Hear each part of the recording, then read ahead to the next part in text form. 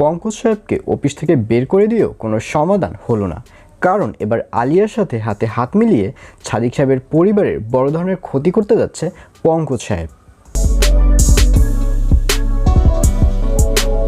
Hello সুপ্রিয় দর্শক, welcome back. আবারও হাজির হলাম দীপ্ত টিভির জনপ্রিয় নাটক মাশরাফি জুনিয়রের 476তম পর্বের খবর নিয়ে।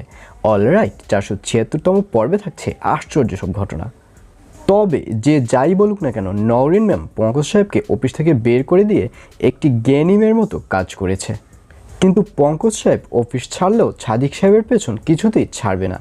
তাই এবার আলিয়ার সাথে হাতে হাত মিলিয়ে সাদিক সাহেবের পরিবারের বড় ধরনের ক্ষতি করতে যাচ্ছে পঙ্কজ সাহেব, আর সেটি আমরা দেখতে পারবো সামনের পর্বে।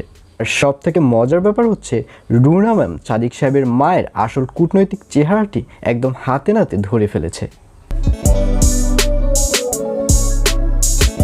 মাশরাফি জুনিয়র নাটকের 476তম পর্ব প্রচারিত হবে আগামীকাল 28 তারিখ, অর্থাৎ 28 জুন মঙ্গলবার রাত 9টার সময় শুধুমাত্র দীপ্ত টিভি ইউটিউব চ্যানেলে।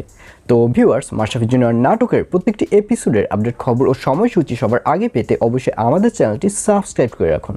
সবাই ভালো থাকুন, সুস্থ থাকুন, আল্লাহ হাফেজ।